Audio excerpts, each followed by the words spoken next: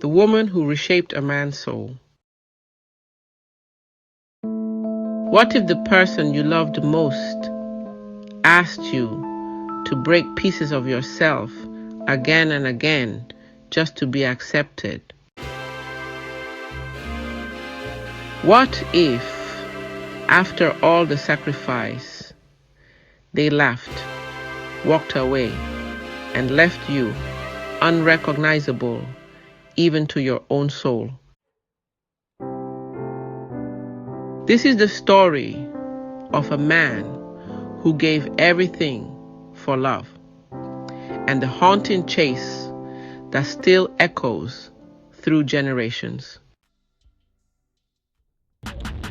There was once a man named Kiran who loved beyond reason. He lived in a sun-drenched village near the edges of the world, a place whispered about in legends, where the winds told stories and the moon wept over lovers. Kiran was not a man of great wealth or title, but his heart was vast. In that heart lived a woman named Amira. Amira was beauty wrapped in mischief, grace tangled with shadow. She was the kind of woman who could read the wind and speak in riddles to the rivers. The village called her daughter of the veil because no one truly knew what lay behind her smile. Kiran and Amira were inseparable from childhood. They learned the names of stars together, wandered barefoot through fields of gold, and made up stories under the kola nut tree. Many said they were soul-tied, destined to become one. And Kiran believed it. He believed in her, in them. One warm evening, as the sky painted itself in indigo and copper, Kiran asked her to marry him. She smiled, a slow, curious smile. Amira replied, "I would, but your soul is too wide, too wild. I need something narrower, something safer. Can you trim it a little?" Kiran, "My soul?" Amira replied, "I mean your passions, Kiran, your intensity. You burn too brightly.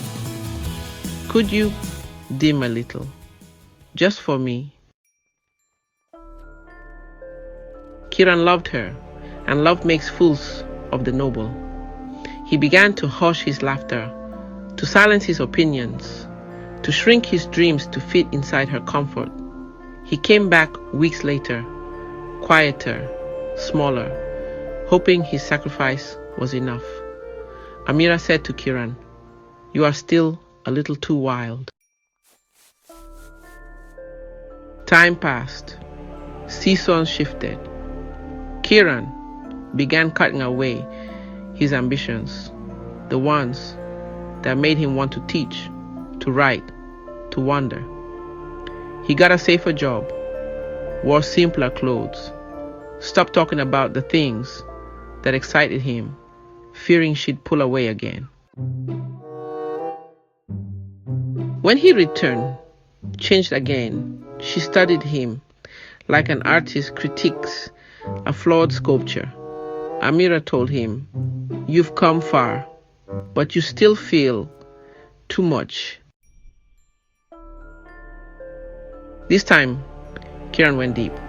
He turned away from his family, people who loved him as he was, but whom, Amira said, were too loud, too meddling, too poor. He abandoned his rituals, his faith practices. She found them strange and old-fashioned. He no longer danced, no longer prayed, no longer read poetry to the sky. When he returned again, a ghost of his former self, Kiran asked her, "Is this enough? Is my love now worthy of yours?" Amira looked at him for a long time, and then she laughed. Amira said, "Oh, Kiran, now you're too dull. I don't feel anything when I'm with you. You've erased the very parts I once loved. Kiran asked, Then why? Why did you ask me to change? Amira replied, I never promised I'd stay.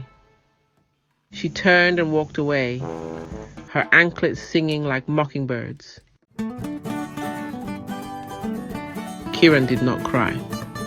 Tears were for those who believed in repair.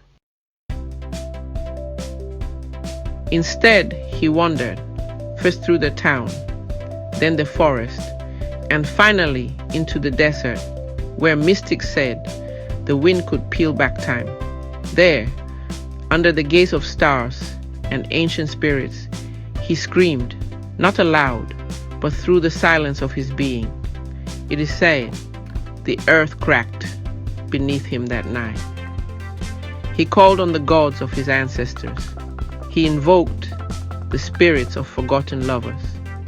He begged the sky to return his soul, or at least the parts of it he had scattered. But the wind only whispered, You gave them away willingly. When Kiran returned to the village, he was no longer the same man. His laughter never quite reached his eyes. He no longer walked, he prowled. He became known for success, precision, excellence, but never love. Everywhere he went, he searched for Amira, not to win her back, but to make her see what she had destroyed. Sometimes he thought he saw her in a crowd. Sometimes he chased.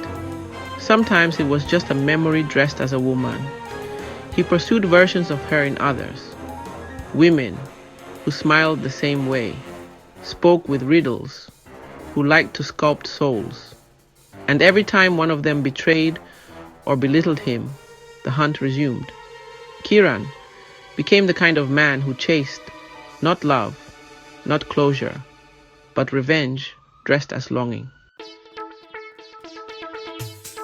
In a Yoruba village where Kiran once wandered during his exile, an old priest told him, You're not chasing her.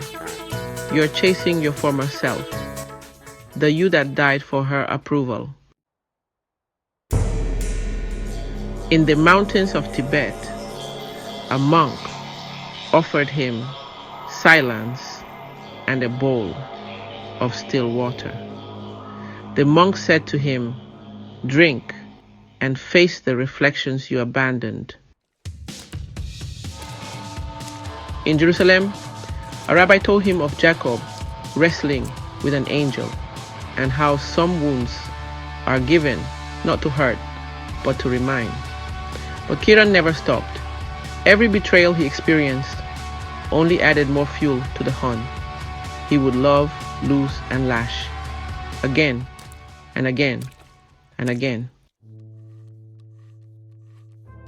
In the old scriptures, it is said, Do not carve yourself into a shape to fit into hands that tremble with uncertainty.